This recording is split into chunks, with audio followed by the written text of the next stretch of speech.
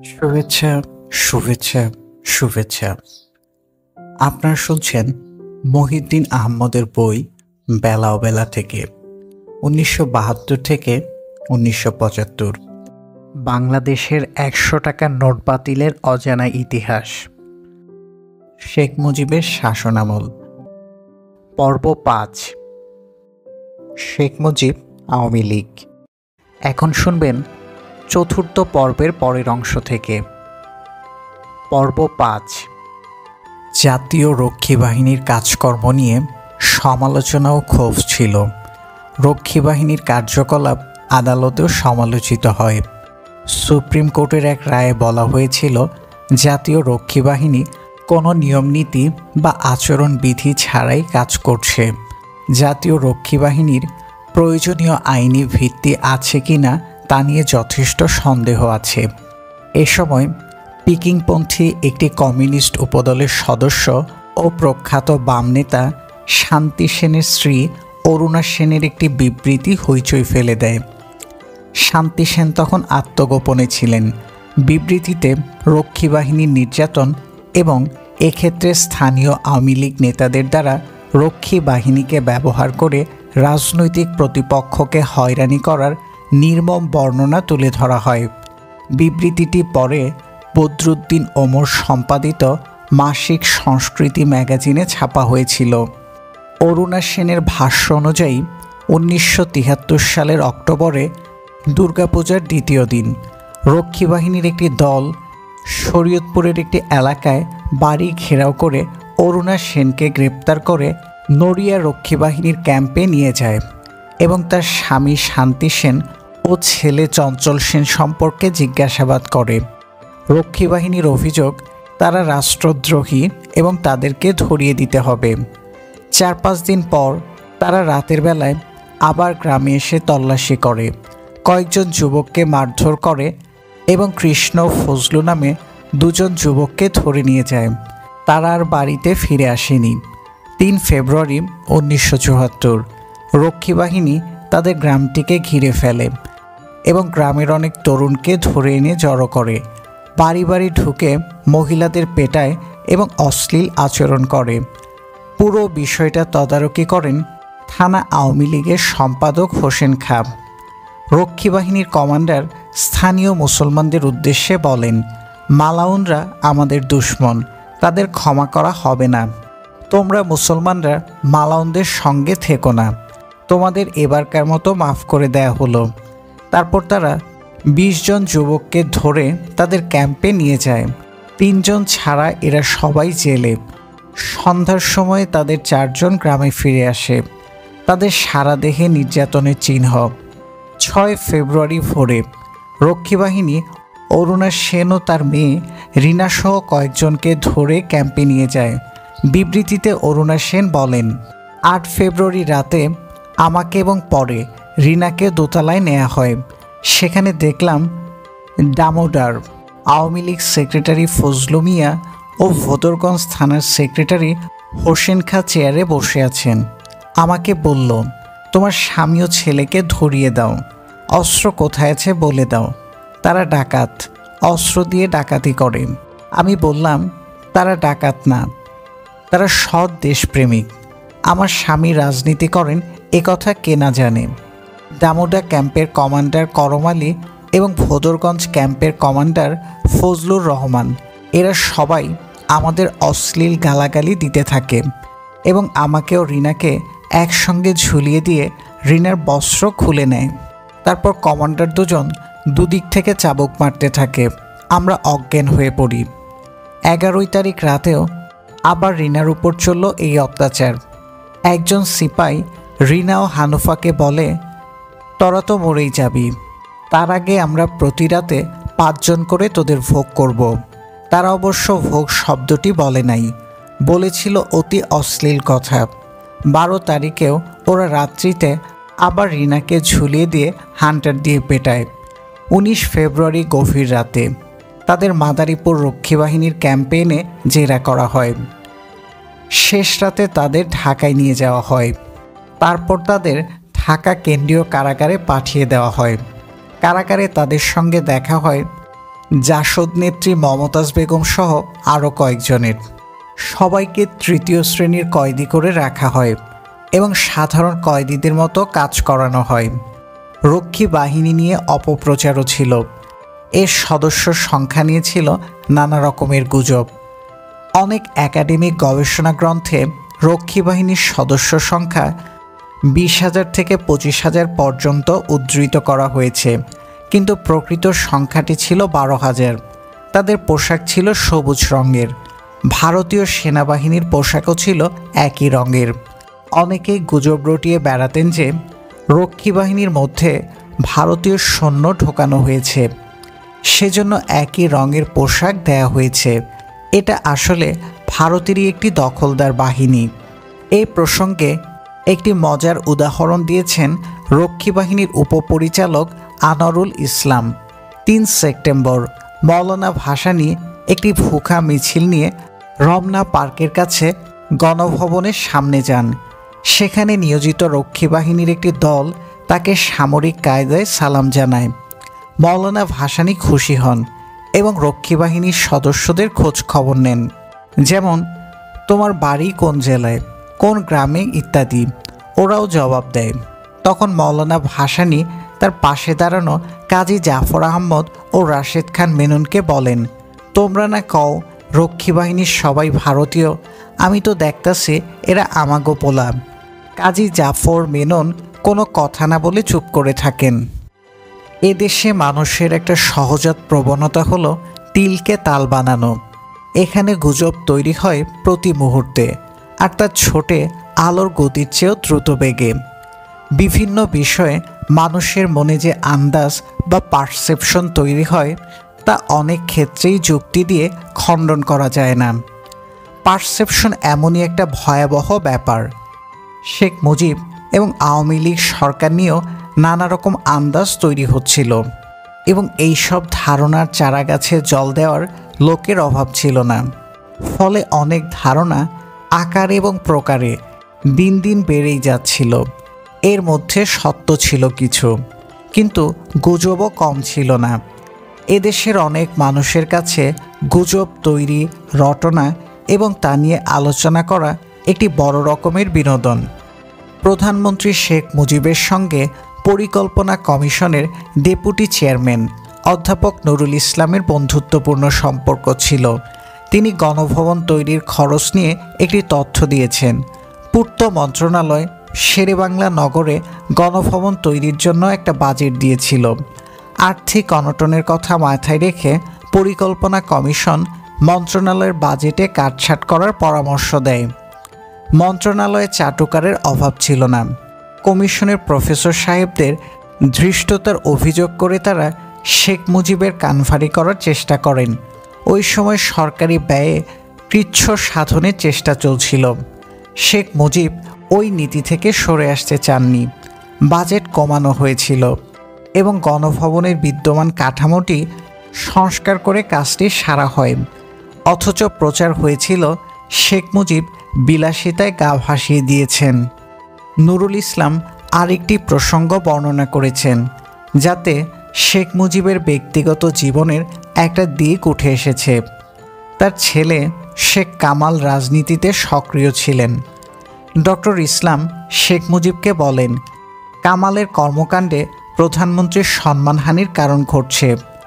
Doctor ইসলাম শেখ মুজিবকে অনুরোধ করলেন তিনি কামালের জন্য বিদেশের কোনো শিক্ষা প্রতিষ্ঠানে পড়াশোনার ব্যবস্থা করে দিতে চান। শেখ মুজিব জানালেন এই খরচ চালানোর সামর্থ্য তার নেই। ডক্টর ইসলাম আশ্বস্ত করে বললেন তিনি বৃত্তির ব্যবস্থা করে দেবেন। শেখ মুজিব আপত্তি জানিয়ে বললেন, কামাল এমন আহামরি ছাত্র নয় এবং এ নিয়ে তার বিরুদ্ধে ক্ষমতার অপব্যবহারের অভিযোগ উঠবে। ডক্টর ইসলাম তখন ভাবলেন তিনি বিদেশি কোনো সরকার বা দাতা সংস্থার কাছে না গিয়ে এমন একটি প্রতিষ্ঠানের সঙ্গে যোগাযোগ করবেন যার সঙ্গে বাংলাদেশ সরকারের কোনো আর্থিক লেনদেন নেই এবং কামালের পরিচয়টিও তারা গোপন রাখবে। তিনি টরন্টো বিশ্ববিদ্যালয়ে 1973 শিক্ষাবর্ষে কামালের ভর্তির ব্যবস্থা করলেন এবং 1 বছরের জন্য বৃত্তির ব্যবস্থাও হলো। বৃত্তি আরও 1 বছরের জন্য নবায়ন হবে এমন প্রতিশ্রুতিও পাওয়া গেল। কিন্তু শেখ মুজিব কামালকে রাজি করাতে পারলেন না। কামালের সঙ্গে দেখা হলে ডক্টর ইসলাম তাকে বলেছিলেন, ভবিষ্যতে পেশা হিসেবে সে যাই বেছে নিক না কেন তার জন্য উচ্চ শিক্ষার দরকার হবে। রাজনীতি করলেও একটা নামী বিশ্ববিদ্যালয়ের শিক্ষা তার বুদ্ধিবৃত্তিক উন্নয়নে সাহায্য করবে। কামাল বিনয়ের সঙ্গে তাকে ধন্যবাদ জানিয়ে বলেছিলেন সে এখন এর জন্য প্রস্তুত না এবং ভবিষ্যতে এরকম সুযোগ পেলে সে তা গ্রহণ করবে। কামালকে রাজি করাতে না পেরে শেখ মুজিব দুঃখ পেয়েছিলেন, কিন্তু তার উপর জোর খাটাননি। 17 জুলাই 1974 শেখ ফজলুল হক মনি একটা কাণ্ড করে বসলেন। তিনি নানাভাবে আওয়ামী লীগকে চাপে রাখতেন।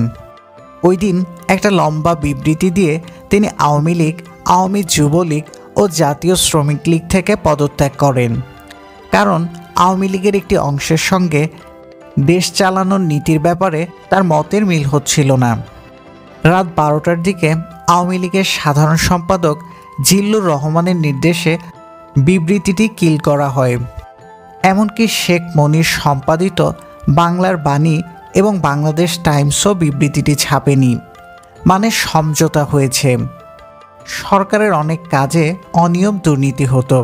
এইসব কাজে শেখ মুজিবের নামও ব্যবহার করা হতো যাতে কেউ কোনো প্রশ্ন না তোলে। তিনি হয়তো জানতেনও না তার নাম ব্যবহার করে নিয়ম ভেঙে কিভাবে অন্যরা ফায়দা লুটছে। এই রকম একটা ঘটনা জানা যায় চট্টগ্রাম বিশ্ববিদ্যালয়ের সাবেক উপাচার্য, পরে মন্ত্রী অধ্যাপক আজিজুর রহমান মল্লিকের বিবরণ থেকে। অধ্যাপক এ.আর মল্লিককে শেখ মুজিব ভারতে বাংলাদেশের প্রথম হাই কমিশনার হিসেবে নিয়োগ দিয়েছিলেন। দিল্লিতে দায়িত্ব পালনকালে তিনি রোজার সময় একবার ছোলার খেজুর আমদানি বন্ধ করে দিয়েছিলেন। তিনি দেখলেন ভারতে তখন ছোলার যে দাম তার চেয়ে কম দামে বাংলাদেশে ছোলা পাওয়া যায়। খেজুর ইরাক থেকে ভারত হয়ে আমদানির পরিকল্পনা হয়েছিল। মল্লিক জানিয়ে দিলেন তিনি ভারত থেকে ছোলা কেনার অনুমতি দেবেন না। তার মনে হলো ছোলা খেয়ে বাংলাদেশের লোককে রোজা ভাঙতে হবে না। খেসারির ডাল খেয়ে এরা পারবে রোজা রাখতে। ছোলা হলো বড়লোকের খাদ্য, খেজুরও খায় বড়লোক। বাণিজ্যমন্ত্রী এম.আর সিদ্দিকী মল্লিককে ফোন করে জানালেন এটা ক্যাবিনেট ডিসিশন। প্রধানমন্ত্রী তখন লন্ডনে। সিদ্দিকী লন্ডনে টেলিগ্রাম পাঠালেন। প্রধানমন্ত্রী জবাব পাঠালেন, মল্লিক সাহেব যেটা বলেছেন সেটাই শোনো। মল্লিকের মন্তব্য ছিল বঙ্গবন্ধু যুক্তি মানতেন, ন্যায্য যুক্তি মেনে নিয়েই তিনি কাজ করতেন। আমার মনে হয় আমরা যদি সবাই ইমপার্শিয়ালি চিন্তা করে কাজটা করতাম তাহলে বোধহয় অনেক ভালো থাকতে পারতাম। কাপড় আমদানি নিয়েও ঝামেলা হয়েছিল। ভারত সরকার চেয়েছিল কাপড় পছন্দ করা ও কেনা হবে তাদের বস্ত্র বিষয়ক একটি কমিটির মাধ্যমে, কিন্তু বাংলাদেশের পক্ষ থেকে শেষ পর্যন্ত এমন ব্যবস্থা হলো যে কাপড় তারা সরাসরি নেবে। সরাসরি নেওয়ার কারণও ছিল কিছু লোকের স্বার্থ সেখানে জড়িত ছিল, যারা নাকি বাংলাদেশের শাড়ি বিক্রি করবে। তার ফল হলো একদম জালের মতো কাপড় নিয়ে গেল, এমন কাপড় যে শরীর দেখা যায়। বদনাম হলো ভারতের। এটা ছিল ভারতের অনুদান। দান করেও ভারত বদনাম কিনল। বাংলাদেশের একদল ব্যবসায়ী যারা রাজনীতির সঙ্গে যুক্ত তাদের সঙ্গে মিলে ভারতীয় ব্যবসায়ীরা এ কাজ করেছিল। মল্লিকের বর্ণনা অনুযায়ী জড়িতদের মধ্যে শেখ মুজিবের আশেপাশের লোকজনই ছিল। পরে এই ঘটনার তদন্ত হয়েছিল। তদন্তে দেখা গেছে যে তার ঘনিষ্ঠ জনেরাই এর মধ্যে জড়িত। তারা সরাসরি কেনার যুক্তি হিসেবে বলেছিল যে সময় নেই, লোকজন কাপড়ের অভাবে রয়েছে। শেখ মুজিব যে সবসময় সব কথা শুনতেন তা নয়, তবে অনেক সময় তিনি অনুরোধের চাপে পড়ে কাজ করেছেন। বঙ্গবন্ধুর আত্মা খুব বড় ছিল, মনটাও ছিল খুব বড়। তিনি ঘটনা বা কাজের ফলাফল কী হবে তা বিচার করে দেখার সময় পাননি, আর কাজের চাপও ছিল প্রচুর। শেখ মুজিবের সঙ্গে নানা বিষয়ে অর্থমন্ত্রী তাজউদ্দিন আহমেদের মতবিরোধ ছিল। তাজউদ্দিন ক্রমেই আওয়ামী লীগ রাজনীতিতে খাদের কিনারায় চলে যাচ্ছিলেন। 1974 সালের 26 অক্টোবর তিনি মন্ত্রিসভা থেকে পদত্যাগ করেন। 30 অক্টোবর মার্কিন পররাষ্ট্রমন্ত্রী হেনরি কিসিঞ্জার 20 ঘন্টার এক সফরে ঢাকায় আসেন। কিসিঞ্জারকে ঢাকায় মহা সমারোহে স্বাগত জানানো হয়েছিল। তিনি গণভবনে একটা সংবাদ সম্মেলন করেছিলেন। প্রধানমন্ত্রী শেখ মুজিব স্বয়ং ওই সংবাদ সম্মেলনে উপস্থিত ছিলেন।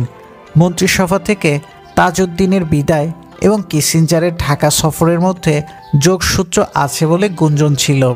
তাজউদ্দিন এরপর রাজনীতিতে আর কখনোই সক্রিয় হয়ে ওঠেননি। ছবিতে আপনারা দেখতে পাচ্ছেন গণভবনের সাংবাদিকদের সঙ্গে কথা বলছেন হেনরি কিসিঞ্জার। ওই সময় শেখ মুজিবের সঙ্গে তাজউদ্দিনের সম্পর্ক ভালো যাচ্ছিল না। আওয়ামী লীগের যুব নেতাদের মধ্যেও কোন্দল ছিল। শেখ মুনি একদিকে আর রাজ্জাক তোফায়েল অন্যদিকে। তাজউদ্দিনের প্রতি শেখ মনির বিতৃষ্ণা ছিল। অন্যদিকে রাজ্জাক ও তোফায়েল ছিলেন তাজউদ্দিনের প্রতি কিছুটা সহানুভূতিশীল। এ প্রসঙ্গে সংসদ সদস্য আমির হোসেন আমুর পর্যবেক্ষণটি প্রাসঙ্গিক। লেখককে দেওয়া সাক্ষাৎকারে তিনি বলেন, তখন থেকেই রাজ্জাক আর তোফায়েল বঙ্গবন্ধুর কনফিডেন্সে নাই। বঙ্গবন্ধুর অ্যাবসেন্সে তাজউদ্দিন কয়েকটা কৃষি ব্যাংক ওপেন করছে। প্রত্যেকটা ব্যাংক ওপেনিংয়ে তারা দুই পাশে ছিল। যে রাজ্জাক তোফায়েল তাজউদ্দিনের নামও শুনতে পারত না, গালিগালাজ করত, তারা তাজউদ্দিন সাহেবের সঙ্গে কৃষি ব্যাংক ওপেনিংয়ে যাচ্ছে। দ্বিতীয়ত, রাজ্জাক স্বেচ্ছাসেবক লীগের একটা কনফারেন্স করে, সেখানে তাজউদ্দিন হইল চিফ গেস্ট। বহু ইতিহাস। ওই যে কনস্পিরেসি করে তাজউদ্দিন সাহেব ক্যাবিনেটে থাইকা বঙ্গবন্ধুর সমালোচনা শুরু করলো না। তাজউদ্দিন সাহেব অ্যাকচুয়ালি ইন্ডিয়ান ব্লু আইল্ড বয়। তার সবসময় একটা ইয়া ছিল, সে যদি বঙ্গবন্ধুর একটু ইয়া করতে পারে তাহলে সে প্রধানমন্ত্রী হইতে পারে। ৭২-এর শুরুতেই তাজউদ্দিনের সঙ্গে শেখ মুজিবুরের সম্পর্কে ছন্দপতন ঘটেছিল। তাদের দুজনের মধ্যকার সম্পর্কের টানাপোড়েন নিয়ে অনেক মুখরোচক কথা চালু আছে। ভেতরের খবরটা জানা প্রায় অসম্ভব, কেননা জীবিত অবস্থায় কেউই এ ব্যাপারে তেমন মুখ খোলেননি। এ বিষয়ে সাংবাদিক আমানুল্লাহ একটি ঘটনার উল্লেখ করেছেন। বঙ্গবন্ধুর পার্সোনাল ফটোগ্রাফার ছিল ফটো জার্নালিস্ট মোহাম্মদ আলম। ওর কাছেই শোনা। একদিন ওকে জিজ্ঞেস করলাম, তোমরা তো আশেপাশেই থাকতে, সব কনভারসেশন শুনেছ। আমরা তো আর অত কাছে ছিলাম না। তোমরা তো ডাইনিং রুমেও গেছো, কিচেনের কাছাকাছিও গেছো। তো তাজউদ্দিন সাহেবের সঙ্গে শেখ সাহেবের ব্যাপারটা কি? আমান ভাই, বইলেন না। একদিন শেখ সাহেব সকালবেলা নাস্তা করার পর চা খাচ্ছেন। তাজউদ্দিন সাহেব আসলেন, বসলেন। তাজউদ্দিন সাহেব গাজী গোলাম মোস্তফার কার্যকলাপ সম্বন্ধে একটু অভিযোগ করলেন। শেখ সাহেব একটু বিরক্তি প্রকাশ করলেন, বললেন রাখো। তখন তাজউদ্দিন খুব ক্ষিপ্ত হয়ে গেলেন। একটা পর্যায়ে টেবিলের ওপর হাত দিয়ে জোরে একটা থাপ্পড় দিয়ে বললেন, যদি গাজী গোলাম মোস্তফাকে চান আপনি, তাহলে আমাদের দিয়ে দরকার কি? আমরা কি করব? আমাদের তো কোনো কাজ নেই। টেবিলে এমন থাপ্পড় দিলেন যে চায়ের কাপটা কাত হয়ে পড়ে গেল এবং শেখ সাহেবের পাঞ্জাবির ওপর চা পড়ল। শেখ সাহেব কাপড় ছাড়তে ছাড়তে চুপ করে রইলেন। দুজনই গম্ভীর, কেউ কিছু বললেন না। কিছুক্ষণ পর তাজউদ্দিন চলে গেলেন। এটা ৭৪ সালের শেষ দিকের ঘটনা। তাজউদ্দিনের পদত্যাগ সম্পর্কে মস্কো রেডিওর মন্তব্য ছিল, মুসলিম বাংলাপন্থী ডানপন্থীরা শক্তিশালী হল। পূর্বদেশ, অবজারভার, দৈনিক বাংলা, এই তিনটি সরকারি পত্রিকায় তাজউদ্দিনের ব্যর্থতা নিয়ে ২৮ অক্টোবর সম্পাদকীয় প্রকাশ করেছে। বাংলার বাণী যে সম্পাদকীয় লিখেছে তাতে সব দায় শেখ মুজিবের ওপর পড়ে। সেখানে লেখা হয়েছিল, সূর্য ছাড়া গ্রহগুলোর নিজস্ব কোনো আলো বা শক্তি নেই। ইত্তেফাকে এ বিষয়ে কোনো সম্পাদকীয় বা উপসম্পাদকীয় ছাপা হয়নি। গণকণ্ঠেও কোনো সম্পাদকীয় লেখা হয়নি। গণকণ্ঠ বিরাট উপসম্পাদকীয় লিখে তাজউদ্দিনকে সব কিছু খুলে বলার আহ্বান জানিয়ে এবং ব্যর্থতার জন্য কারা দায়ী তাদের নাম প্রকাশ করতে বলেছে। 10 নভেম্বর 1974 ভারতের স্টেটমেন্ট পত্রিকায় সম্পাদকীয় মন্তব্যে তাজউদ্দিনের পদত্যাগের বিষয়টি উল্লেখ করে বলা হয়, মুজিব তার সরকারের দুর্নীতি এবং ব্যর্থতার দায়িত্ব ভারতের উপর চাপাবার জন্য ভারত বিরোধী প্রচার চালাচ্ছেন। দেশে ধর্মীয় উন্মাদনা ও জিগির দিন দিন বাড়ছিল। আওয়ামী লীগের অনেক নেতার ইন্ধন ছিল তাতে। 10 নভেম্বর ইত্তেফাক প্রথম পাতায় 2টি কলামব্যাপী একটি বিজ্ঞাপন ছাপে। তাতে বলা হয়, আল্লাহু আকবর, আল্লাহর বান্দা এবং রাসূলে করিমের বিরুদ্ধে নাস্তিক এনামুল হকের জঘন্য অশ্লীল উক্তির প্রতিবাদে 10 নভেম্বর রবিবার নারায়ণগঞ্জের চাষারা টাউন হল ময়দানে বেলা 2 ঘটিকার সময় বিরাট প্রতিবাদ সভা। প্রধান বক্তাগণ প্রবীণ রাজনীতিবিদ মৌলানা আব্দুর রশিদ তর্কবাগীশ, মৌলানা আলাউদ্দিন আল আজহারি ও আরও অনেকে। সভায় সভাপতিত্ব করবেন জনাব আলী আহমেদ, চেয়ারম্যান নারায়ণগঞ্জ পৌরসভা।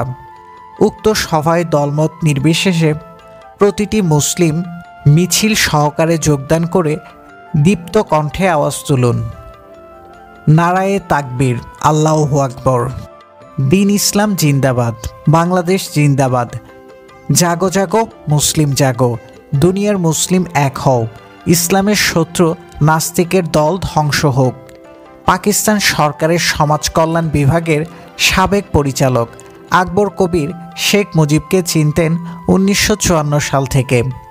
মুখ্যমন্ত্রী আতাউর রহমান খানের মন্ত্রিসভায় সমাজ কল্যাণ মন্ত্রী থাকাকালে শেখ মুজিবের সঙ্গে এই বিভাগের কর্মকর্তা আকবর কবিরের দেখা সাক্ষাৎ হতো। শেখ মুজিব বয়সে ছোট হলেও আকবর কবির তার প্রতি শ্রদ্ধাশীল ছিলেন। শেখ মুজিব সম্পর্কে মন্তব্য করতে গিয়ে তিনি বলেন, মুজিব উদার মনের হলেও তার সব কাজ রাষ্ট্রের অনুকূলে যায়নি। এই প্রসঙ্গে তিনি 2টো উদাহরণ দিয়েছেন। প্রথমত, তাজউদ্দিনকে সরকার থেকে সরিয়ে দেওয়া এবং দ্বিতীয়ত রক্ষী বাহিনী তৈরি করা।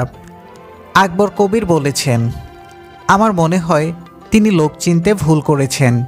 তাজউদ্দিন আহমদ সাহেবের মতো অতি দক্ষ ব্যক্তিকে সরকার থেকে সম্পূর্ণভাবে সরিয়ে দিয়ে কি লাভ হয়েছিল জানি না। তিনি মোনাফেক মোস্তাককে ঘনিষ্ঠ মনে করতেন।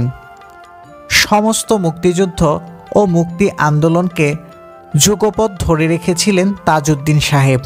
তার মতো যোগ্য প্রশাসক আর দ্বিতীয়টি খুঁজে পাওয়া আমাদের দেশে দুষ্কর। দ্বিতীয় কার পরামর্শে তিনি রক্ষী বাহিনী সৃষ্টি করলেন জানি না। এটা আওয়ামী লীগকে গ্রাম অঞ্চলে যত অপ্রিয় করেছে আর কোনো কিছুই তার সঙ্গে তুলনা করা যায় না। এরা নিরীহ নিরস্ত্র ব্যক্তিদের আওয়ামী লীগের পাতি নেতাদের ব্যক্তিগত স্বার্থে হত্যা করতে দ্বিধা করত না। গ্রামের লোক রক্ষী বাহিনীকে কীরকম ভয় পেত তার একটি উদাহরণ দিই। ফরিদপুরের বিলনালিয়া গ্রামের চোপদার সাহেব পাকিস্তান বিরোধী ছিলেন এবং সেবার জাহাঙ্গীর কবির নির্বাচনী প্রচারণায় অগ্রণী ভূমিকা পালন করেন। এর সঙ্গে জমিজমা সংক্রান্ত ব্যাপারে বিরোধ বাঁধলে জৈনক ব্যক্তি এক আওয়ামী লীগ নেতার মারফত রক্ষী বাহিনীকে জানায় যে তিনি একজন কুখ্যাত রাজাকার। চোপদার সাহেব খবর পেয়ে ঢাকায় পালিয়ে আসেন এবং আমার শরণাপন্ন হন। তখন হেয়ার রোড এলাকায় ব্রিটিশ রানীর জন্য যে ভবন নির্মাণ করা হয়েছিল সেটাকে বঙ্গবন্ধু গণভবন হিসেবে ব্যবহার করতেন এবং বিকেল 4টায় নিচের বিরাট হলঘরে সমবেত সবার বক্তব্য শুনতেন।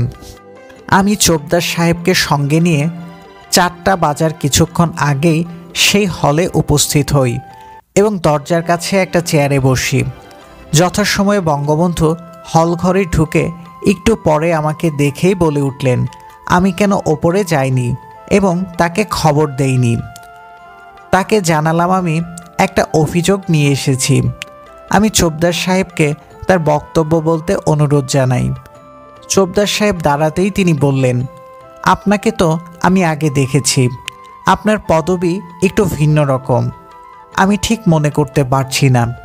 চোপদার সাহেব বললেন, 1946 সালের সাধারণ নির্বাচনে আপনি খুলনার সবুর খান সহ কয়েকজন ছাত্রনেতা নিয়ে ফরিদপুরের ছাত্র যুবককে সঙ্গে নিয়ে জাহাঙ্গীর কবির সাহেবের মিটিং ভাঙতে গিয়েছিলেন।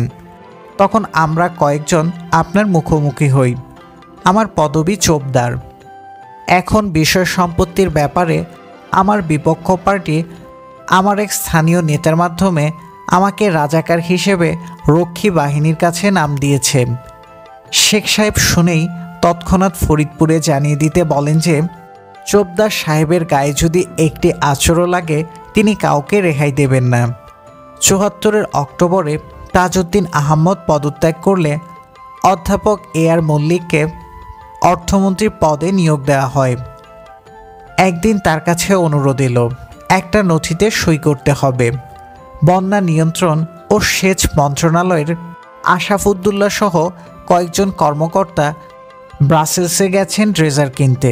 সেখান থেকে টেলিগ্রাম এসেছে, ড্রেজার কেনার জন্য অবিলম্বে টাকা পাঠাতে হবে।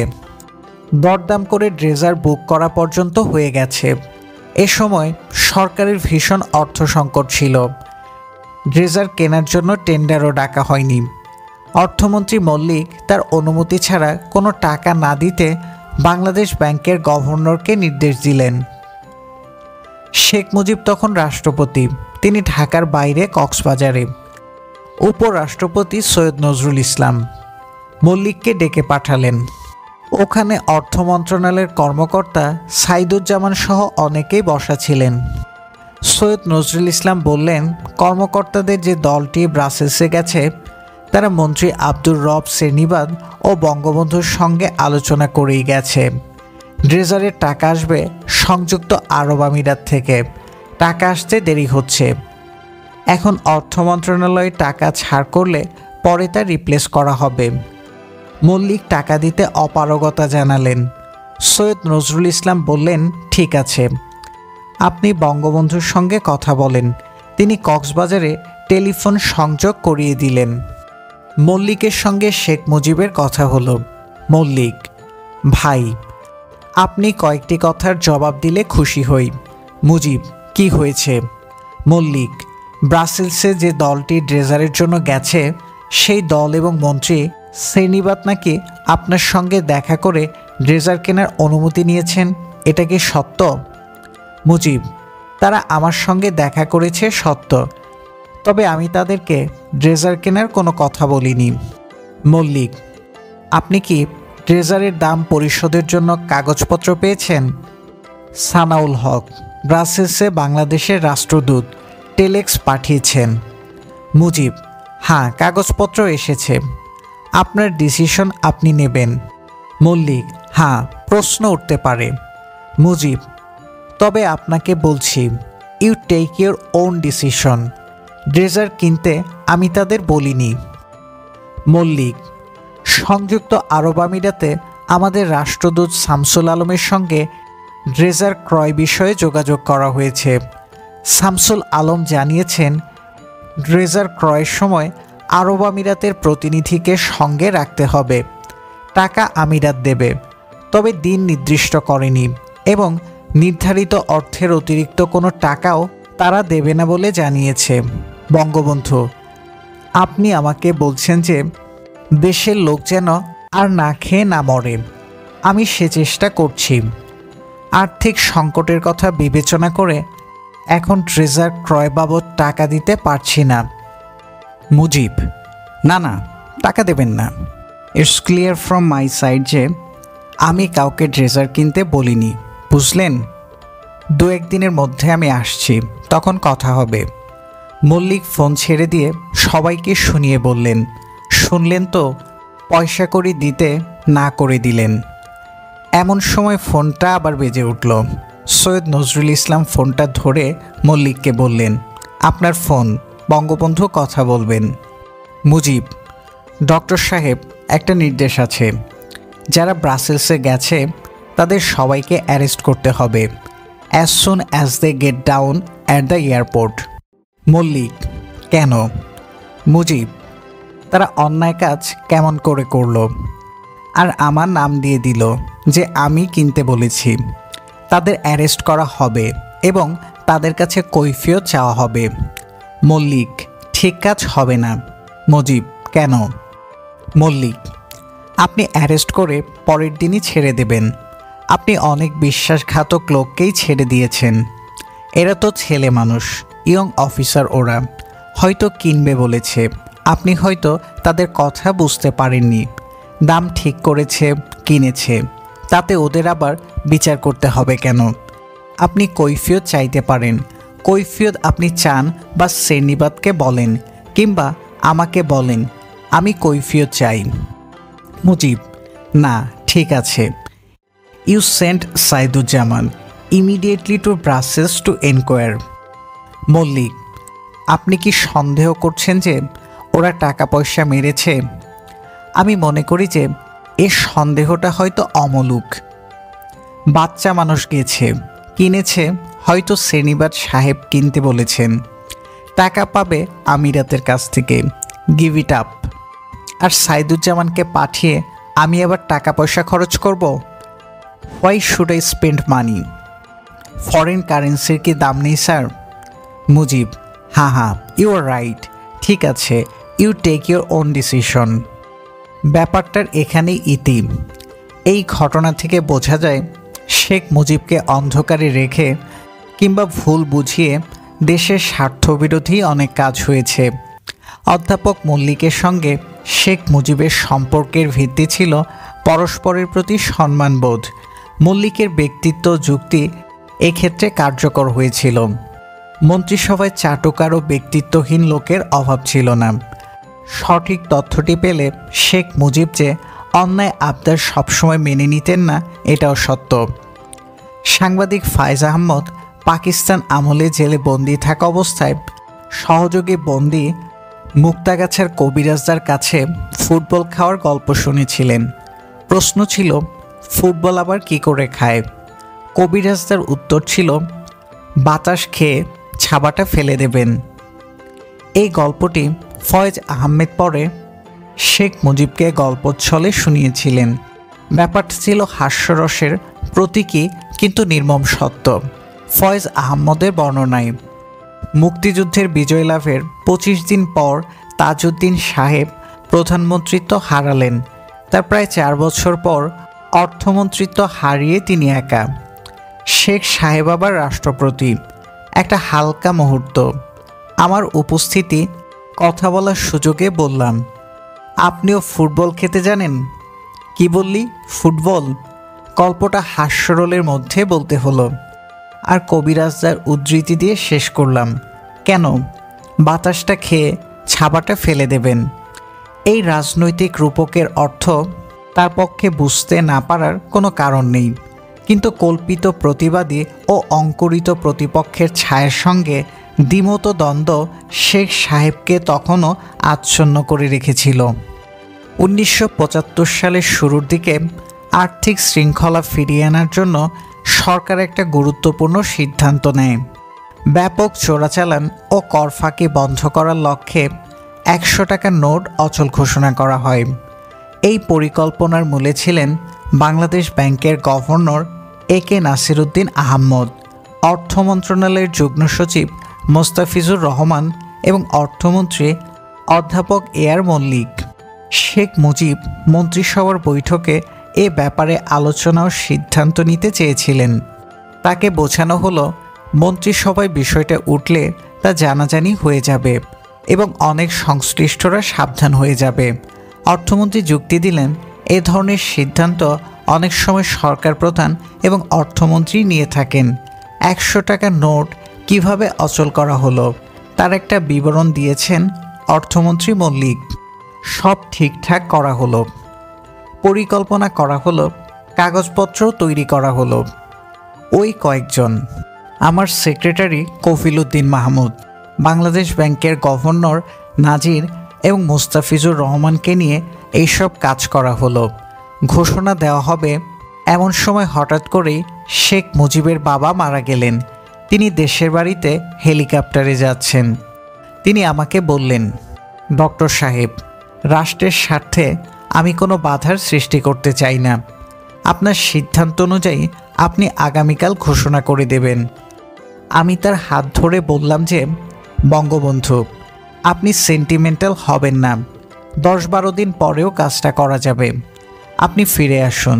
তিনি বললেন, না, পরে আপনি বা আপনার মতো আর কেউ যদি ভাবেন যে আমার বাবার মৃত্যুর কারণে একটি গুরুত্বপূর্ণ রাষ্ট্রীয় কাজ হলো না, রাষ্ট্রের কোনো ক্ষতি হোক, এটা আমি চাই না।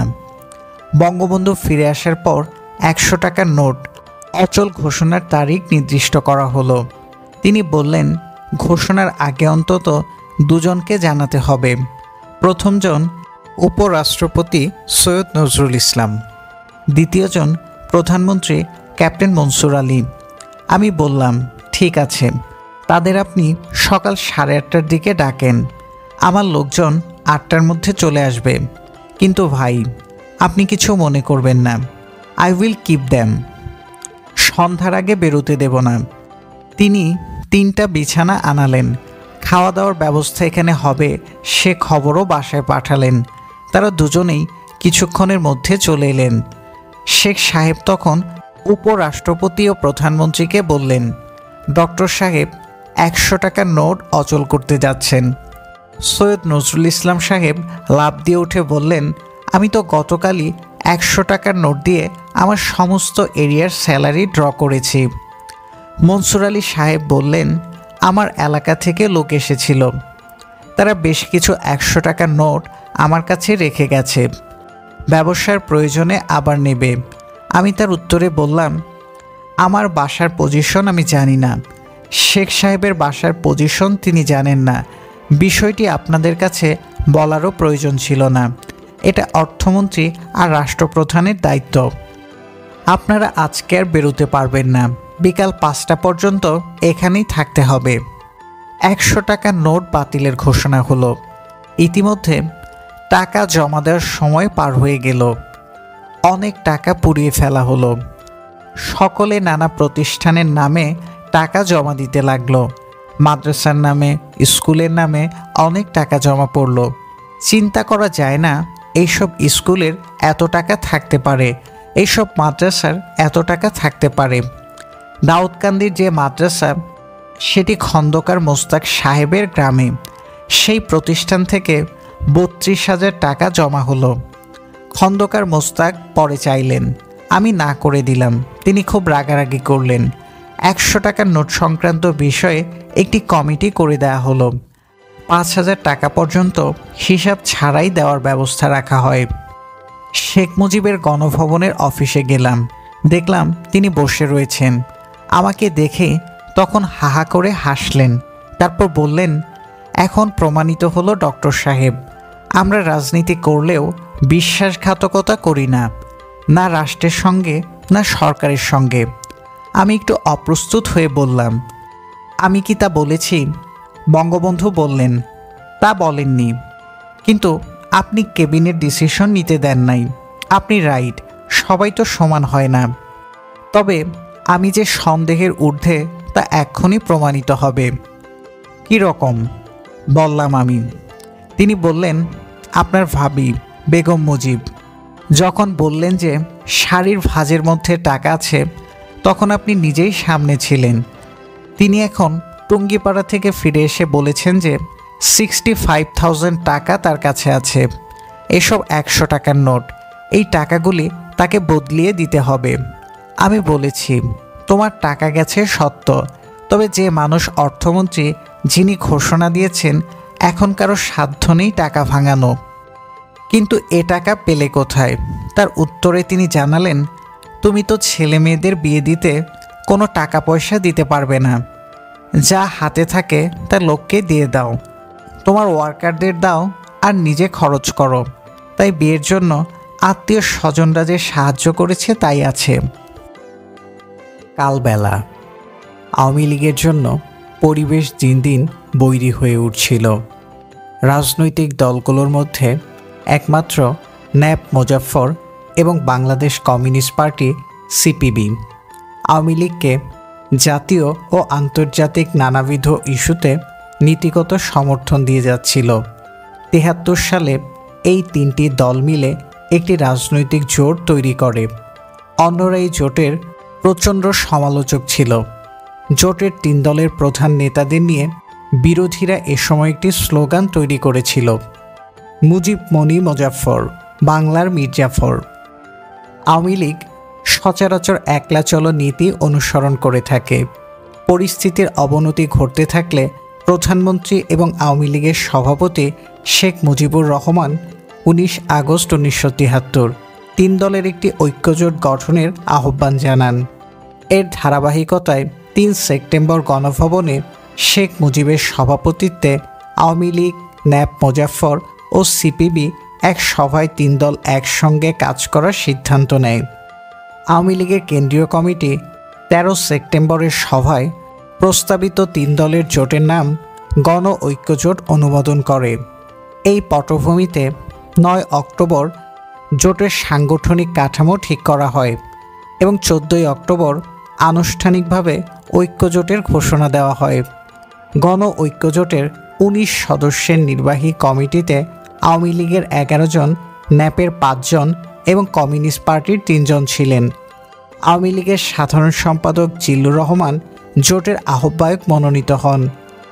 সরকারে জোটের কোনো ভূমিকা ছিল না। জোট গঠনের ফলে সংসদের ভেতরে শক্তির ভারসাম্যেও কোনো পরিবর্তন আসেনি। এর রাজনৈতিক গুরুত্বই বা কী, এ নিয়ে প্রবীণ রাজনীতিবিদ ও বিশ্লেষক আব্দুল মনসুর আহমদ তির্যক মন্তব্য করেন, আওয়ামী লীগ যত বড় পার্টি হোক, একা তারা একটা দল মাত্র। ন্যাপও তাদেরই গৃহত্যাগী শরিক। তাদের মিলনে দলীয় ঐক্য হইত মাত্র। কিন্তু যেই তাদের সঙ্গে কমিউনিস্ট পার্টিকে যোগ করা হইল, অমনি ঘটনা হইয়া গেল গণঐক্য। গোটা দেশ ঐক্যবদ্ধ হইয়া গেল। আর যে 8-10টা তথাকথিত পার্টি বাহিরে পড়িয়াছিল, ওরা কিছু না। 1973 সালের এপ্রিলে অবৈধ অস্ত্র উদ্ধার এবং দুষ্কৃতী দমন করে আইন শৃঙ্খলা পরিস্থিতি স্বাভাবিক করার জন্য সরকার সেনাবাহিনী ব্যবহারের সিদ্ধান্ত নিয়েছিল। 2য় ফিল্ড রেজিমেন্ট আর্টিলারি একটি ইউনিট অবৈধ অস্ত্র উদ্ধারের অপারেশন সিলভার লাইনিংয়ে অংশ নিতে ময়মনসিংহে যায়। এই ইউনিটের একজন ছিলেন ক্যাপ্টেন জুবায়ের সিদ্দিকী, পরে ব্রিগেডিয়ার জেনারেল। তার অভিজ্ঞতা থেকে জানা যায় অবৈধ অস্ত্র উদ্ধার অভিযানটি বেশ সফল হয়েছিল। পরবর্তীকালে রাজনৈতিক বিবেচনায় সেই অভিযান থেকে সেনাবাহিনীকে প্রত্যাহার করা হয়। অবৈধ অস্ত্র রাখার জন্য বেশিরভাগ যারা অভিযুক্ত হচ্ছিলেন তারা তৎকালীন ক্ষমতাসীন দলের সদস্য বা সমর্থক ছিলেন। তাই এই অভিযানকে সমাপ্ত ঘোষণা করে সেনাবাহিনীকে ব্যারাকে প্রত্যাহার করতে হয়। কর্নেল খন্দকার নাজমুল হুদা 1973 সালে ছিলেন কুমিল্লা সেনানিবাসের ব্রিগেড কমান্ডার। তার দায়িত্ব ছিল কুমিল্লা, নোয়াখালী ও সিলেটে অভিযান পরিচালনা করার। মেজর শরীফুল হক ডালিম, মেজর এটিএম হায়দার এবং মেজর খন্দকার আব্দুর রশিদকে যথাক্রমে কুমিল্লা, সিলেট ও নোয়াখালীর দায়িত্ব দেয়া হয়। কুমিল্লায় অপারেশনের দায়িত্বে নিয়োজিত মেজর ডালিম তার অভিজ্ঞতার যে বিবরণ দিয়েছেন, তাতে সরকারের সঙ্গে সামরিক বাহিনীর কর্মকর্তাদের দ্বন্দ্বে জড়িয়ে পড়ার প্রেক্ষাপট আন্দাজ করা যায়। দল বিশেষের প্রতি আমাদের কোনো পক্ষপাতিত্ব নেই। আমাদের কাজ হচ্ছে নিরপেক্ষ থেকে আমাদের দায়িত্ব পালন করে যাওয়া। ধরপাকড় করা হলো অপরাধীদের। স্থানীয় বেসামরিক আইন শৃঙ্খলা রক্ষাকারী সংস্থাগুলো এবং প্রশাসনের সহায়তায় যারা ধরা পড়েছিল তাদের বেশিরভাগই হোমরা চোমরা চাই এবং নেতানেত্রী। এদের মধ্যে সংসদ সদস্য মমতাজ বেগম এবং জহিরুল কাইয়ুমও ছিলেন। হঠাৎ সেনা সদর থেকে কয়েকজন আটক অপরাধীকে ছেড়ে দেওয়ার জন্য নির্দেশ পাঠালেন জেনারেল শফিউল্লাহ। কর্নেল হুদা পরিষ্কার জানিয়ে দিলেন, কাউকে ছেড়ে দেওয়া তার পক্ষে কিছুতেই সম্ভব নয়। জেনারেল শফিউল্লাহকে সঙ্গে করে আমরা গেলাম 32 নম্বর ধানমন্ডিতে শেখ সাহেবের সঙ্গে দেখা করতে। সেখানে পৌঁছে দেখি প্রধানমন্ত্রী এবং জনাব তোফায়েল আহমেদ আমাদের জন্য উদ্গ্রীব হয়ে অপেক্ষা করছেন। ঘরে ঢুকতেই কর্নেল হুদা এবং আমাকে দেখা মাত্র শেখ মুজিব গর্জে উঠলেন। জেনারেল শফিউল্লাহকে উদ্দেশ্য করে তিনি বলে উঠলেন, কিছু একটা করো, নইলে দেশে আওয়ামী লীগ একদম শেষ হইয়া যাইব। জেনারেল শফিউল্লাহ দাঁড়িয়ে হাত জোর করে বললেন, স্যার, আপনি অস্থির হবেন না, আমি অবশ্যই একটা কিছু করব। ইতিমধ্যে জনাব তোফায়েল শেখ সাহেবের কানে কানে নিচু স্বরে কিছু বললেন। তার কান পড়ায় হঠাৎ ক্ষিপ্ত হয়ে প্রধানমন্ত্রী বলে উঠলেন, কুমিল্লার ক্যাপ্টেন হাই, ক্যাপ্টেন হুদা, লেফটেন্যান্ট তৈয়ব, সিলেটের লেফটেন্যান্ট জহির, এদের বিরুদ্ধে অ্যাকশন নিতে হইব। তারা বন্দীদের ওপর অকথ্য অত্যাচার করছে। হুদা ভাইকে উদ্দেশ্য করেই ক্ষোভ প্রকাশ করলেন শেখ মুজিব।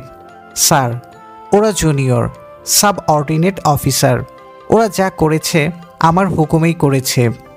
আমাকে ডিঙিয়ে জুনিয়র অফিসারদের শাস্তি দিলে সেটা আমার জন্য অপমানকর হবে। কর্নেল হুদার জবাবে স্তম্ভিত হয়ে গিয়েছিলেন প্রধানমন্ত্রী। গর্জে উঠে দাঁড়ালেন তিনি এবং বললেন, ঠিক আছে, আইস তোরা যা, ডালিম তুই রাইতে খাইয়া যাইস। আমাকে রেখে বাকি সবাই চলে গেলেন। শেখ সাহেবও আমি বাড়ির অন্তর্মহলে ঢুকলাম। খেতে খেতে শেখ সাহেব বললেন, তুই থাকতে কুমিল্লায় আওয়ামী লীগের এই দশা হইল কেন? চাচা বিশ্বাস করেন আমরা কোনো দল দেখে অপারেশন করিনি। পরদিন সকালে জেনারেল শফিউল্লাহ সেনা সদরে আমাকে ডেকে পাঠালেন। চিফের সঙ্গে একই হেলিকপ্টারে ফিরে এলাম কুমিল্লায়। চিফ নিজে গিয়ে বন্দীদের মুক্তি দিলেন। আমাদের সামনেই ফুলের মালা গলায় পরিয়ে সমবেত আওয়ামী লীগাররা সদর পেয়ে মিছিল করে চলে গেল শেখ মুজিবের জয়ধ্বনি করতে করতে। ঢাকায় ফেরার আগে জেনারেল শফিউল্লাহ আমাদের সারমন দিলেন, prime minister desire in an order. এই ঘটনা থেকে সারা দেশে ডিপ্লয়েড আর্মির মনোবল একদম ভেঙে পড়েছিল। গুজব ছড়িয়ে পড়ল শেখ মুজিব শিগগিরই আর্মি অপারেশন বন্ধ করে দিচ্ছেন। এরপর আমরা নামে মাত্র অপারেশনে ডিপ্লয়েড ছিলাম। মেজর ডালিমের বয়ান একান্তই তার ব্যক্তিগত এবং এটা একপেশে মনে হতে পারে। কুমিল্লার ছাত্রলীগ আওয়ামী লীগ নেতাদের উপর তার যথেষ্ট ক্ষোভ ছিল। ডালিমের আচরণ ও মনস্তত্ত্ব বোঝার জন্য তার ক্ষোভের প্রেক্ষাপট জানা দরকার। ডালিম 1960-এর দশকে কুমিল্লা ভিক্টোরিয়া কলেজের ছাত্র ছিলেন। কুমিল্লার ওই সময়ে আওয়ামী লীগ নেতা সৈয়দ রেজাউর রহমান এক সাক্ষাৎকারে এ বিষয়ে গুরুত্বপূর্ণ তথ্য দিয়েছেন। ডালিম এনএসএফ করত। আমি তাকে ছাত্রলীগে নিয়ে আসি। সে আমার জুনিয়র, আমাকে রেজা ভাই বলতো। ওর বাবা কুমিল্লায় ডেপুটি ডিরেক্টর অফ ফিশারি ছিল। ওদের একটা সংগঠন থেকে কি একটা সংগঠন, একজন অভিনেত্রী, ব্রাহ্মণবাড়িয়া বাড়ি, নামটা আবছা আবছা মনে আছে, বলবো না। তাকে আনে নাটক করার জন্য। মেয়েটি দেখতে শুনতে ভালো ছিল, অভিনয়ও ভালো করত। নাটক টাটক শেষ। নাটকের পরের দিন ওই মেয়েটিকে নিয়ে ডালিম কোটবাড়ি যায়। এইটা আফজাল খান রৌফ, প্রিন্সিপাল রৌফ আর আমি খবর পাই। আফজাল খান কুমিল্লার একজন আওয়ামী লীগ নেতা, তখন ছাত্রলীগ করত। সে আমার সমসাময়িক বন্ধু। রৌফ আমাদের 1 বছরের জুনিয়র। আফজাল বলল, রেজা চলো, বদমাইশটা নাকি কোটবাড়ি। আফজাল আর আমি কোটবাড়ি 2 পাহাড়ের মধ্যে খুঁজে দেখি ডালিম আসতেছে। তখন আফজালের নেতৃত্বেই আমি সঙ্গে ছিলাম। তারে কান ধরে ওঠা বসা 7 বার না কয়বার মনে নাই। মাটিতে থুতু ফেলে ওখানে নাকে খত দেওয়ানো আর মেয়েটিকে মা বলতে হবে। মারে নিয়ে আসছি সেখানে, বল মা বল। এই ঘটনা ঘটে।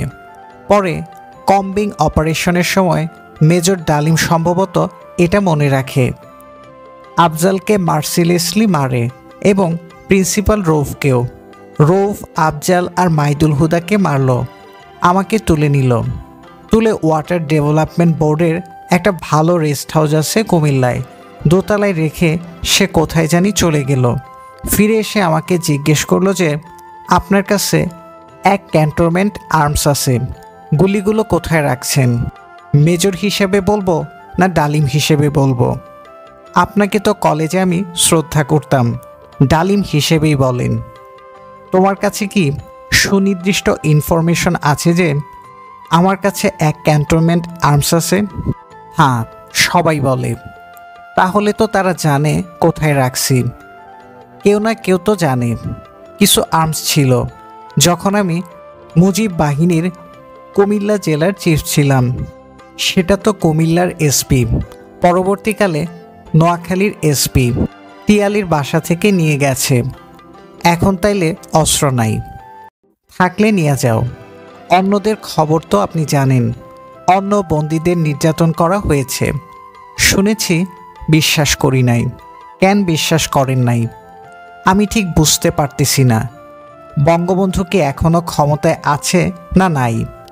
এটা কি বললেন আপনি? বঙ্গবন্ধু ক্ষমতায়, আর এই দিক দিয়ে এরা এইভাবে টর্চার্ড হইতেছে, আমাকে গ্রেপ্তার করে। না না, আপনি তো গ্রেপ্তার না, ভুল বুঝছেন আপনি। যাই হোক, আমি যেটা বুঝছি সেটা বললাম। আধা ঘন্টা পর আমাকে বাসায় পাঠাইয়া দিল। এর 2 দিন পরে আমি এসে বঙ্গবন্ধুর সাথে দেখা করলাম। বললাম, আপনি জীবিত থাকতে এই অবস্থা। আমি তো বিশ্বাস করি নাই। ক্ষমতার বদল হয়ে গেছে কিনা। তুই চুপ থাক। Who is who and what is what আমি দেখতাছি। এই হচ্ছে মেজর ডালিমের বিষয়টা। জহিরুল কাইয়ুম, মমতাজ বেগম প্রমুখকে গ্রেপ্তারের বিষয়ে ডালিমের দাবি অস্বীকার করেছেন সৈয়দ রেজাউর রহমান। লেখকের সঙ্গে তার কথোপকথন ছিল এরকম। সে লিখেছে, তার লেখার আছে, ওয়েবসাইটে পাওয়া যায়। অনেককে অ্যারেস্ট করেছিল। তাদের মধ্যে জহিরুল কাইয়ুমের নাম আছে, মমতাজ আপার নাম আছে। না, একদম বোগাস। আজিজ খান সাহেবকে সম্ভবত বাসা থেকে নিয়ে গেছিল। আমার নাম দেয় নাই। না, আপনার নাম নাই। লিখেছে আওয়ামী লীগের নেতাদের মধ্যে কয়েকজনকে গ্রেপ্তার করেছিল। তাদের মধ্যে জহিরুল কাইয়ুম আর মমতাজ বেগমের নাম আছে। আমার নাম দিলে সেটা গ্রেপ্তার। সে অবশ্য বলে নাই গ্রেপ্তার, কিন্তু আমি বুঝেছি যে গ্রেপ্তার। তার লেখায় আছে যে সে এদের সবাইকে অ্যারেস্ট করেছে। পরে ঢাকা থেকে প্রধানমন্ত্রীর নির্দেশে তাদের ছেড়ে দেওয়া হয়েছে। রৌফ, আফজাল এই 2 জনকে ক্যান্টনমেন্টে সিএমএইচে নিয়ে যায়। পরে বঙ্গবন্ধুর নির্দেশে সিএমএইচ থেকে তাদের মুক্ত করা হয়। এটা ঠিক আছে, কিন্তু কাজী জহিরুল কাইয়ুম না, মমতাজ বেগমও না। আর আমাকে গ্রেপ্তার করছিল। আটকে রাখা মানেই তো গ্রেপ্তার। আপনারে গ্রেপ্তার করছি এইটা বললে তো হবে না। আমাকে নিউ হোস্টেলের সামনে থেকে তুলে এনেছিল। ওই সময় আপনি তো যুবলীগে। আমি যুবলীগে প্রেসিডিয়ামের 1 নম্বর মেম্বার। আপনাদের ব্যাপারে তার ব্যক্তিগত ক্ষোভ ছিল। ওর ধারণা আমরা সবাই মিলে তাকে হ্যারাস করেছি। সবার যোগ সাজস ছিল, মূলত সবার ছিল না। রৌফ, মাইনুল, আফজাল আর আমি জানতাম। তবে আমার ভূমিকা ছিল আফজালকে সাপোর্ট দেওয়া, মেইনলি আফজালই। ওই সময় আফজাল খান। আফজাল সম্ভবত পৌরসভার চেয়ারম্যান। আপনি অভিনেত্রীর নামটা বললেন না। উনি কি এখন পলিটিক্যাল ইম্পর্টেন্ট?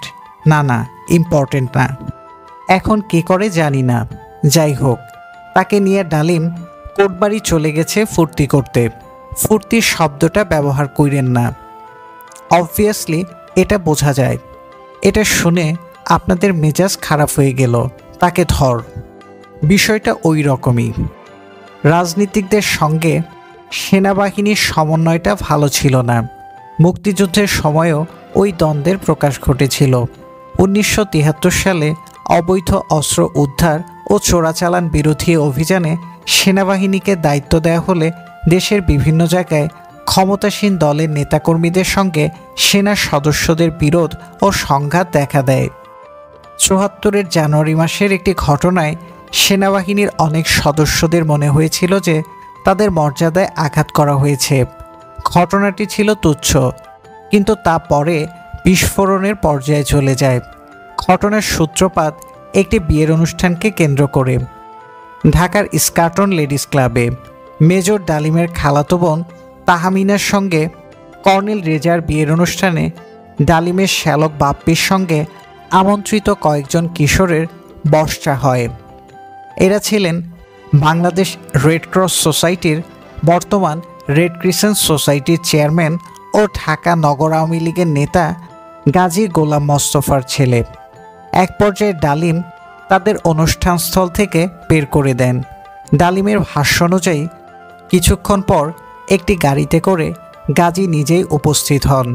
দুটো মাইক্রোবাসে 10 থেকে 12 জন অসামরিক সশস্ত্র লোক তার সঙ্গে এসেছিল। তারা ডালিম, তার স্ত্রী নিম্মি, তার শাশুড়ি এবং আলম ও চুল্লু নামের 2 জন অতিথিকে গাড়িতে তুলে রওনা হন। ডালিমের ছোট ভাই স্বপন, যে একজন বীরবিক্রম মুক্তিযোদ্ধা, সোহরাওয়ার্দী উদ্যানে অবস্থিত সামরিক পুলিশ, এমপি ইউনিট ও ব্রিগেড অফিসার মেসে ডালিমদের অপহরণ করে নিয়ে যাওয়ার খবর দেয়।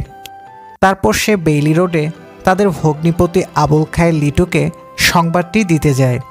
লিটু পুলিশের এসপি মাহাবুদ্দিন আহমেদকে নিয়ে রওনা হন। মাহবুব এবং ডালিম মুক্তিযুদ্ধের সময় থেকেই ঘনিষ্ঠ বন্ধু ছিলেন। গাজী ডালিমদের ধানমন্ডি 32 নম্বরে শেখ মুজিবের বাসার সামনে গাড়িতে বসিয়ে ভেতরে ঢোকেন এবং প্রধানমন্ত্রীকে তার মতন করে ঘটনাটি বলেন। এ সময় এসপি মাহবুব প্রধানমন্ত্রীকে ফোন করলে প্রধানমন্ত্রী নিজেই রিসিভার তোলেন। ডালিমের ভাষ্য অনুযায়ী তাদের কথোপকথন ছিল এরকম: মুজিব, মাহবুব, তুমি তাড়াতাড়ি আসো। গাজী একটা বিয়ের অনুষ্ঠান থেকে একজন মেজর এবং তার সাঙ্গপাঙ্গদের ধরে এনেছে। মেজরটি মাতাল এবং সে গাজীর স্ত্রীর সঙ্গে দুর্ব্যবহার করেছে। মাহবুব, স্যার, গাজীকে বলুন ওই মেজর কোথায়। মুজিব, গাজী তাদের এখানে নিয়ে এসেছে, তারা বাইরে গাড়িতে আছে। মাহবুব, স্যার, গাজী সাহেব ডালিমা নিম্মিকে লেডিস ক্লাব থেকে ধরে এনেছে। আজ ডালিমের খালাতো বোনের বিয়ে হচ্ছিল। মুজিব, কি, আমাকে একই কথা বলছো? মাহবুব, আমি সত্য বলছি, আপনি তাদের সামলান, আমি এখনই আসছি। এরপর মাহবুব ও লিটু দ্রুত 32 নম্বর রোডে পৌঁছান।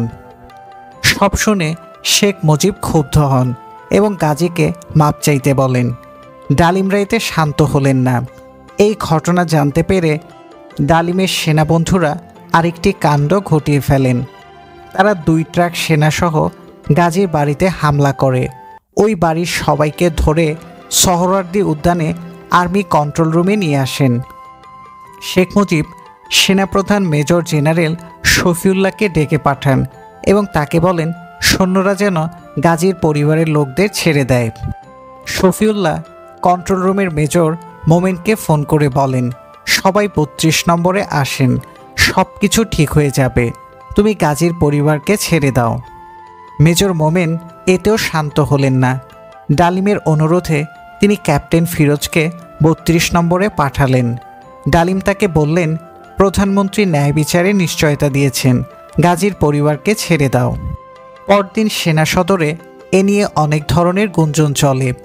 ডালিম এবং তার বন্ধুদের এক কথা, তাদের সম্মানে আঘাত করা হয়েছে, এর একটা বিহিত করতে হবে।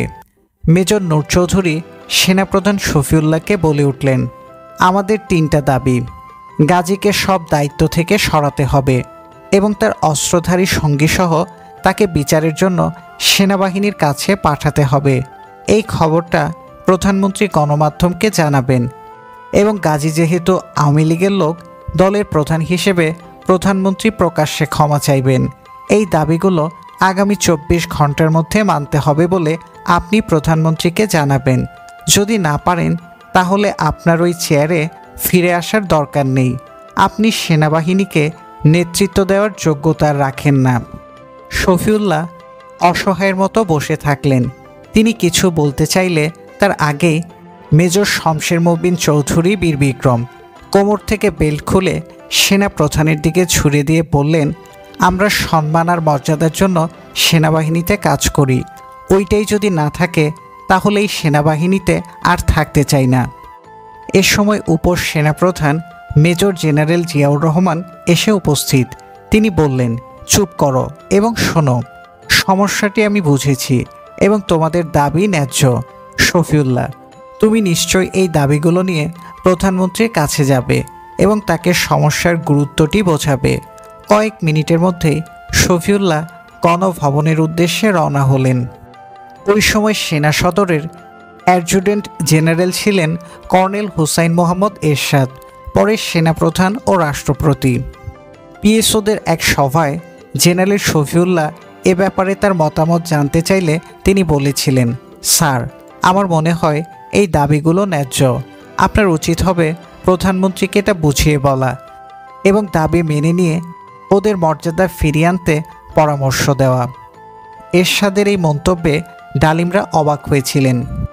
পাকিস্তান প্রত্যাগত অনেক কর্মকর্তাই ছিলেন তার মতো জাতীয়তাবাদী এবং সাহসী। সেই দিন থেকে এরশাদ সম্পর্কে আমাদের মনোভাব পাল্টে যায়। ওই সময়ে সেনা মনস্তত্ত্ব বোঝার জন্য এই ঘটনাটিকে একটি উদাহরণ হিসেবে দেখা যায়। ঘটনার এখানেই শেষ নয়। প্রধানমন্ত্রী একটি সামরিক তদন্ত কমিটি করে বিচারের ব্যবস্থা করেছিলেন। 8 জন তরুণ সেনা কর্মকর্তাকে শৃঙ্খলা ভঙ্গের অভিযোগে জুলাই মাসের শেষ দিকে বাধ্যতামূলক অবসরে পাঠানো হয়। সময়টি ছিল 1974। এদের মধ্যে ডালিম ও নূরও ছিলেন। এই ঘটনার ফলে সেনাবাহিনীতে প্রচণ্ড ক্ষোভ তৈরি হয়েছিল। 74-এর জানুয়ারিতে যে সেনা কর্মকর্তারা 2 ট্রাক বোঝাই সৈন্য নিয়ে সেনাবাহিনী থেকে বেরিয়ে পড়েছিলেন, তাকে সামরিক উত্তেজনার বশে একটা নিয়ম ভাঙার বা বন্ধু ডালিমের প্রতি সহানুভূতির উদাহরণ হিসেবে হালকাভাবে দেখা হয়েছিল। প্রকৃতপক্ষে এটা ছিল রাজনৈতিক কর্তৃপক্ষের বিরুদ্ধে চ্যালেঞ্জ এবং একটি অভ্যুত্থানের মহড়া। এই দিনই একটি অভ্যুত্থান হয়ে যেতে পারত। 1974 সালের মার্চ মাসে গণ ঐক্যজোটের এক সভায় নিম্ন পর্যায়ের কমিটি তৈরির সিদ্ধান্ত হয়, কিন্তু আওয়ামী লীগ নেতৃত্ব এই সিদ্ধান্ত বাস্তবায়নে তেমন আগ্রহী ছিলেন না। তারা ঘোষণা দিলেন স্থানীয় পর্যায়ের কমিটিগুলো আওয়ামী লীগের লোকদের দিয়েই গঠন করা হবে। ফলে গণ ঐক্যজোট আর সক্রিয় হতে পারেনি। আওয়ামী লীগ অভ্যন্তরীণ কোন্দলে জড়িয়ে পড়ে এবং শেষ পর্যন্ত তা ঢাকা বিশ্ববিদ্যালয়ে 7 জন ছাত্রের হত্যাকাণ্ড পর্যন্ত গড়ায়। প্রধানমন্ত্রী মজুমদার ও বেআইনি অস্ত্রধারীদের বিরুদ্ধে সামরিক অভিযানের নির্দেশ দিয়েছিলেন। সামরিক বাহিনীর অভিযান নিয়ে জোটের মধ্যে টানাপোড়েন সৃষ্টি হয় এবং এক পর্যায়ে জোট ভেঙে যায়। এই বিষয়ে জোটের অন্যতম শরিক সিপিবির মূল্যায়ন এখানে তুলে ধরা হলো। সামরিক বাহিনীর অভিযানের ফলে শাসক দলের লোকজনদের কেউ কেউ গ্রেপ্তার হয়ে যান। ফলে আওয়ামী লীগ সামরিক বাহিনীকে ব্যারাকে ফেরত নেয়ার দাবিতে তারা গণ ঐক্যজোটের বৈঠক আহ্বান করে। আমরা অবশ্য সামরিক বাহিনী প্রত্যাহারের দাবি সমর্থন করিনি, তবে সামরিক বাহিনীর পক্ষ থেকে নির্দোষ সাধারণ মানুষ ক্ষতিগ্রস্ত না হোক এবং বাড়াবাড়ির কোনো ঘটনা না ঘটুক এই দাবি করেছিলাম। গণ ঐক্যজোটের ওই বৈঠকে সামরিক বাহিনীর অভিযান বন্ধ করার প্রশ্নে আওয়ামী লীগের সঙ্গে আমাদের মতানৈক্য সৃষ্টি হয়। গণ ঐক্যজোটের সেটাই ছিল আমাদের শেষ বৈঠক। এভাবে বাস্তবে ঘোষণা ছাড়াই গণ ঐক্যজোটের পরিসমাপ্তি ঘটে। কাজের আশায় গ্রামগঞ্জে গরিব মানুষরা ঢাকায় ভিড় করছিল। ঢাকা শহর গড়ে উঠেছিল কোনো পরিকল্পনা ছাড়াই। খোলা জায়গাগুলো বস্তিতে ভরে উঠছিল। সরকারি জায়গায় এবং খাস জমিতেও ছিল অনেক বস্তি। একদল লোক এইসব জায়গা দখলে নিয়ে কোনো রকমে একটা ছাপড়া তুলে ভাড়া দিতেন। বেশিরভাগ দিনমজুর, রিকশাওয়ালা এবং গৃহকর্মী এইসব বস্তিতে মানবেতর জীবনযাপন করলেও তারা কর্মস্থলের কাছাকাছি থাকতে চাইতেন। 1974 সালে এক সরকারি সিদ্ধান্তে বুলডোজার দিয়ে অনেক বস্তি গুড়িয়ে দেওয়া হয়। শহর পরিচ্ছন্ন রাখার নামে ঘরহীন মানুষেরা নতুন করে উদ্বাস্তু হন। সরকার তাদের 3টি জায়গায় পুনর্বাসনের পরিকল্পনা নিয়েছিল: নারায়ণগঞ্জের ডেমরা, মিরপুরের ভাসানটেক এবং টঙ্গীর দত্তপাড়া। কিন্তু নতুন জায়গাগুলো তখনও পুরোপুরি তৈরি হয়নি। এইসব দিনহীন মানুষের দুর্দশা নিয়ে আহমদ ছফা লিখেছেন বস্তি উজাড়। তার কয়েকটি লাইন এরকম: ইত্যকার বার্তা শুনে বুলডোজারেরা এলো, নরম মাটির বুকে এঁকে দিল সুগভীর দাগ, ক্ষুব্ধ রুষ্ট লোহার গন্ডার, ঘুমভাঙা কুম্ভকর্ণ। অন্ধরাগ নির্মম হিংসায় ছোট ছোট স্নেহ নিরে তুলে দিল ক্ষমতার ভার। দলামোচা হয়ে ভাঙে ঘরহারা মানুষের ঘর। দেশে বিদেশে আওয়ামী লীগ সরকার অগণতান্ত্রিক এবং দুর্নীতিবাজ হিসেবে প্রচার পাচ্ছিল। সমাজে অনাচার আর দুর্বৃত্তায়নে ক্ষমতাসীন দলের মদদ থাকার অভিযোগ ছিল। ৭৪ সালের মার্চে নরসিংদী কলেজে নারায়ণগঞ্জ জেলা পূর্বাঞ্চলীয় শাখা ছাত্রলীগের সম্মেলনে ভাষণ দিতে গিয়ে অর্থমন্ত্রী তাজউদ্দীন আহমদ অভিযোগ করেন, বাংলাদেশের কয়েকজন নেতা দেশ থেকে মুদ্রা পাচার করে দিচ্ছে, ফলে দেশের অর্থনৈতিক মেরুদণ্ড প্রায় ভেঙে পড়ার উপক্রম হয়েছে। তিনি আরও বলেন, পুলিশ চোর ডাকাত হাইজ্যাকারদের ধরে আনে, আর অন্যদিকে মন্ত্রী পরিষদ থেকে কিংবা ঊর্ধ্বতন মহল থেকে টেলিফোন আসে ছেড়ে দেওয়ার জন্য। দৈনিক জনপদ সরকারপন্থী পত্রিকা না হলেও এর সম্পাদক আব্দুল গফফার চৌধুরীকে সরকার সমর্থক হিসেবে মনে করা হতো। ২৭ চৈত্র ১৩৮০ তার পত্রিকায় ছাপা হওয়া উপসম্পাদকীয়তে তিনি বিরাজমান পরিস্থিতি সম্পর্কে হতাশা জানিয়ে বলেন, আমরা বড় বেশি আশা করেছিলাম। ক্ষমতা যারা হাতে পেয়েছেন তারা তা ব্যবহার করতে শেখেননি, তাই অপব্যবহারের মাত্রা বেড়েছে। পুরনো শাসকদের পরিত্যক্ত প্রশাসনিক যন্ত্র আর গদি নিজেদের দখলে পেয়ে তারাও পুরনো কায়দায় ক্ষমতা ব্যবহার করতে শুরু করেছেন। ভাবছেন এটাই বুঝি নিয়ম। ব্যবহার না জানলে অপব্যবহারটাও কেউ দক্ষতার সঙ্গে করতে জানে না। এখন ক্ষমতার নির্যাতন তাই মাত্রাহীন।